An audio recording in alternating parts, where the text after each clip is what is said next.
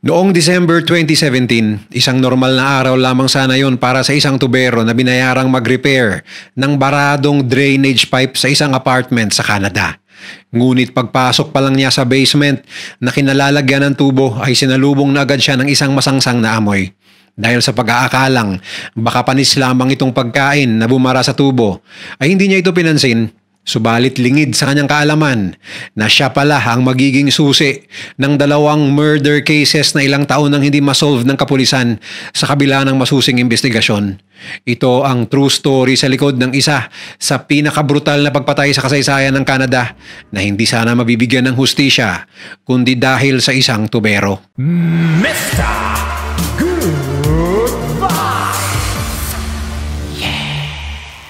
Iikot ang malagim na kwentong ito sa isang 18 anyos na dalaga mula sa tahimik na lungsod ng Osahawa sa Ontario, Canada. Ang mabait at mapagmahal na si Rory Hash. Sa kabila ng kanyang magulong family background, dahil na rin ang kanyang lolo at mga uncle ay pawang mga gangster, naging maayos naman ang paglaki ni Rory sa naturang lugar. Sa katunayan pa nga ay isa itong napakabait na bata, mapagmahal sa pamilya at masunurin sa mas nakatatanda sa kanya. Sa kanyang kabataan, naging isang modelong estudyante pa nga itong si Rory at sa kanyang pagiging aktibo at pagpupursigi sa pag-aaral para bang mayroon ng magandang kinabukasan na naghihintay sa kanya. Subalit lahat ng kanyang pinaghirapan ay guguho pagkatungtong ng dalagita sa high school nang malulong ito sa pinagbabawal na gamot dahil sa impluensya ng kanyang mga kaibigan. Gayunpaman, walang ibang nakatulong kay Rory kundi siya lang din mismo. Matapos ang ilang taon ng pagkakalulong sa droga, unti-unting binago ni Rory ang takbo ng kanyang buhay. Pagsapit ng 2016, pansamantalang nanirahan si Rory sa bahay ng kanyang uncle na si Harley Gwendon.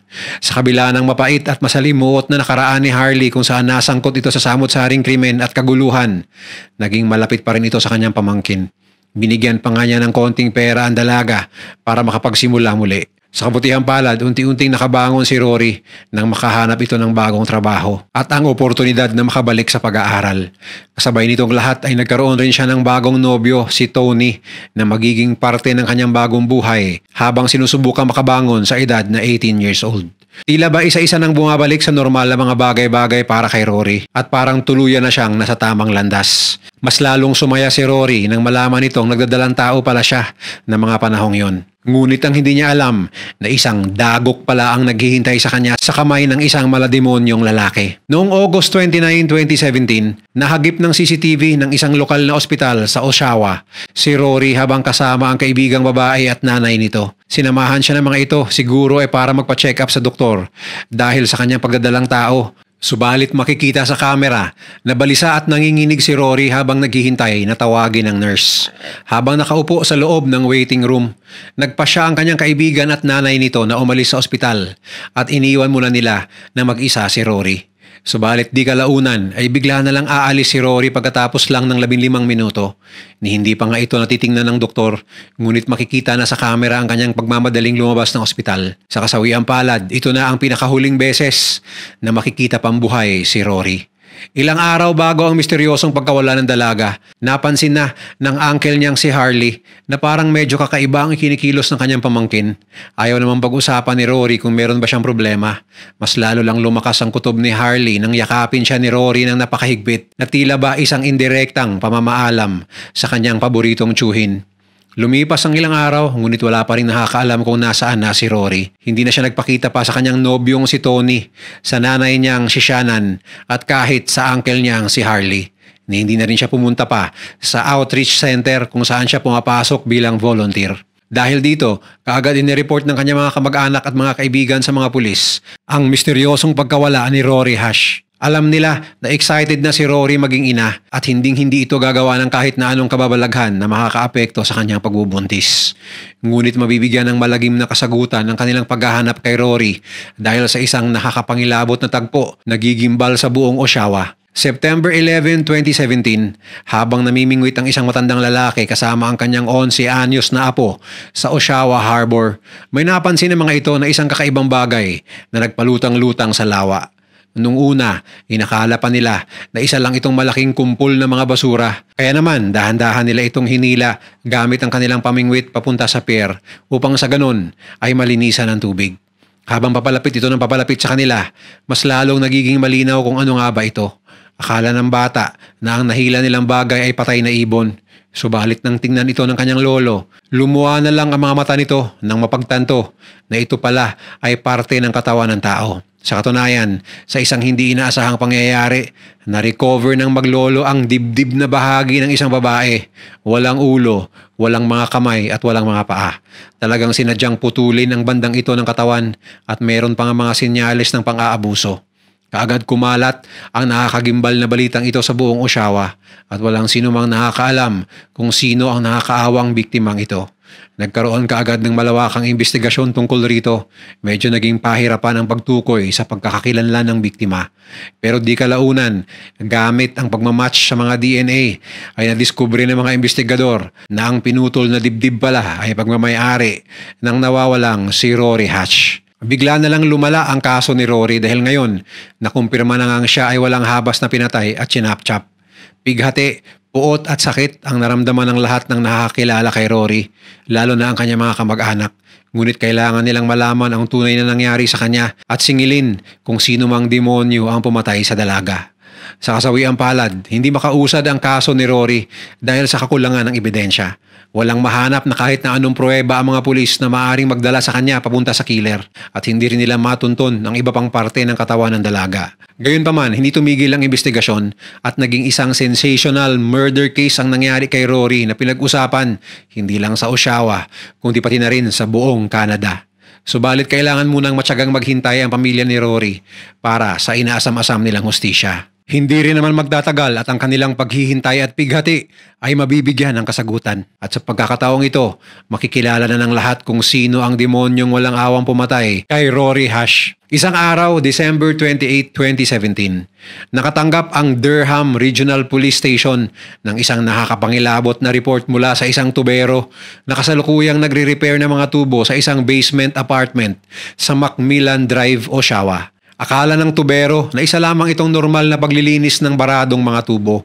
Subalit magugulantang na lang siya sa susunod niyang madidiskubre. Ang basement ay kasalukuyang nirerentahan ng isang 45 anyos na lalaki, si Adam Strong na mahigit isang dekada nang nakatira roon. Na mga panahong yun, palala na ng palala ang bara sa drainage ng kanyang inuupahang bahay. Lubha na ring naapektuhan ang ibang mga nangungupahan na nasa taas ng basement. Kaya sinubukan ni Adam na resolbahin ito gamit ang kanyang tools. Subalit matindi na talaga ang pagkakabarado ng mga tubo rito. Dahilan upang mapilitan na ang kanyang mga kabahay na tumawag ng isang professional na tubero. Nang pasukin ng naturang tubero ang kwarto ni Adam, sinalubong siya ng masangsang at nakakasulasok na amoy.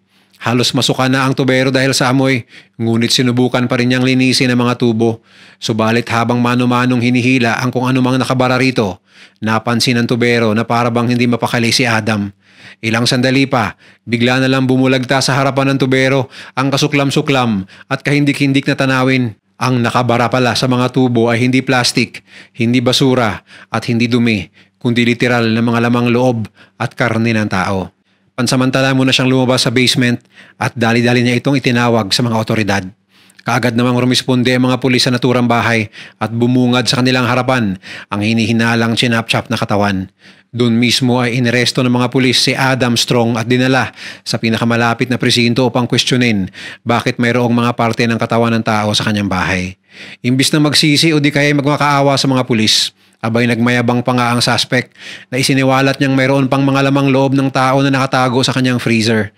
Ang totoo nga, may mga frozen na body parts sa freezer ni Adam nung chinek ng mga pulis. Ang mas nakakatakot pa, sa loob ng freezer, nakabalandra din ng isang pugot na ulo na may nakatattoo na salitang alive sa leeg. Parehong-pareho ito sa tattoo ng leeg ni Rory Hatch. Isang matinding senyales na ang samot-saring parte ng katawan na nasa loob ng freezer at sa buong bahay ni Adam ay mula kay Rory.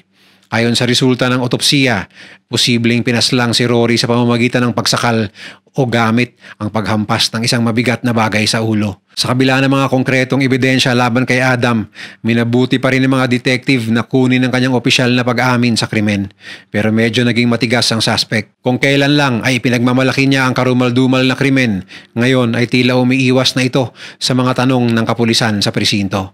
Dahil hindi ka agad-agad nakipagtulungan si Adam, muling binalikan ng mga pulis ang inuupahan nitong basement sa Oshawa upang maghanap ng mas malakas na ebidensya. Pagpunta nila roon, bumungad sa kanila ang napakagulo at napakabahong paligid.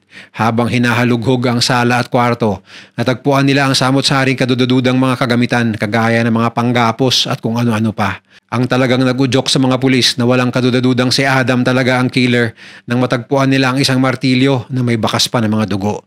Nung suriin nila ito sa laboratory, nakumpirma ang dugo ito ni Rory. Kabilang pa sa mga nadiskubre ng mga pulis sa apartment ni Adam ay ang damit at sapatos ni Rory. Ngunit ito pa lang ang simula ng matutuklasan nilang serye ng mga karumal-dumal na krimen na ginawa ni Adam Strong. Habang iniimbestigahan ang krimen, nalaman din ng mga pulis na nag-iwan pala si Adam ng bomba sa labas ng kanyang apartment kaya sila ay nagkagulo. Kinailangan pa itong i-detonate ng bomb squad dahil sa dala nitong panganib sa kalye at sa mga kapitbahay. Sa paglipas ng mga oras, mas palala ng palala ang mga natutuklasan ng mga pulis. Maliban sa mga nakalap nilang ebidensya, natagpuan rin nila ang nakatagong kutsilyo sa cabinet ni Adam. Kahawig ito ng mga kutsilyong ginagamit ng mga nangangaso upang balatan ang kanilang mga nahunting na hayop. Malaki ang tsansa na ginamit rin ito ni Adam sa pag-chop-chop kay Rory. Subalit nang sinuri ito sa laboratory, mas lalo lamang naging komplikado ang kaso ni Rory dahil ang DNA na natagpuan sa naturang kutsilyo ay galing sa isa pang posibleng biktima ni Adam, ang nawawalang 19 anyos na dalaga na si Candice Fitzpatrick.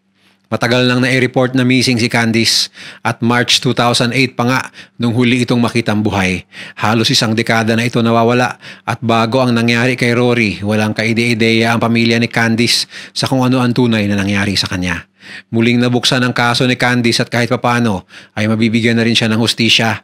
Salamat sa nadiskubre ng tubero. Ang problema nga lang, hindi natagpuan ng mga otoridad ang katawan ni Candice. Kaya naman, kinailangan nila muli ang testamento ng kanilang pangunahing suspect na si Adam Strong. Sa loob ng ilang araw, piniga ng mga investigador ang bawat impormasyon na makukuha nila mula kay Adam. Na mga sandaling yon, medyo kampante na ang suspect sa mga pulis at dahan-dahan na nitong binubulgar ang kanyang mga krimen. Bagamat hindi niya diretsahang inamin na siya ang pumatay kay Rory at Candice, inamin naman niya ang mga kahindik-hindik na ginawa niya sa bangkay ng dalawang dalaga. Kaya't walang duda, ayon sa kapulisan na siya ang pumaslang sa dalawang babae. Talagang nakakapangilabot ang lahat ng pinagsasabi ni Adam sa mga pulis. Ngunit ito mismo ang gusto ng mga otoridad upang makabuo ng malakas na kaso laban sa kanya. Lumipas ang ilang araw hanggang sa naging ilang buwan. Sa wakas, umusad na sa korte ang kaso ni Rory Hash at Candice Fitzpatrick noong November 2018. Sa tulong ng samot-saring mga ebidensya, pati na ng mga eyewitness kung gaano kalupit at kasama si Adam, tila ba lumiliwanag na ang murder case. Ayon sa tsorya ng kapulisan, base sa mga ebidensya, sa kasamaang palad ay natsyempohan ni Adam si Rory na mag-isang lumabas sa ospital.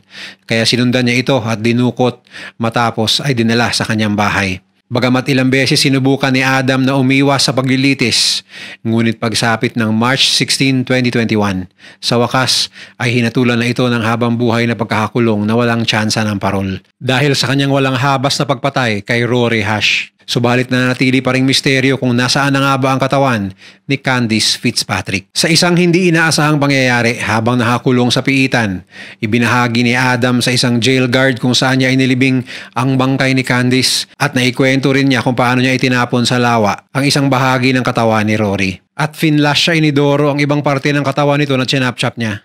Idinitalye niya ang eksaktong lokasyon kung saan nakahimlay si Candice na kaagad naman pinuntahan ng mga otoridad. At totoo nga ito dahil sa wakas ay natagpuan na rin nila si Candice kahit mahigit isang dekada na mula nung ito'y nawala. Halos 10 taon din ang pagitan sa karumal-dumal na nangyari kay Rory at Candice na pawang 18 anyos nang dinukot ni Adam at parehong sinubukang magbago mula sa pagkakalulong sa bawal na gamot. Subalit kahit mabubulok man sa kulungan habang buhay, ang walang budhing kriminal na si Adam Strong, hinding-hindi na maibabalik pa ang buhay ng dalawang inosenteng teenagers na walang awa niyang pinaslang. Ang kanyang ginawa ay naging isa sa pinakakarumal-dumal na krimen na nangyari sa kasaysayan ng Canada at naging paksa ng maraming dokumentaryo, podcasts at mga YouTube videos tulad nito. Kung nagustuhan mo ang video na to, share mo naman sa iba at mag-subscribe ka na rin. Panoorin mo na rin yung mga videos na nasa kanan para lalo pang maubos ang oras mo.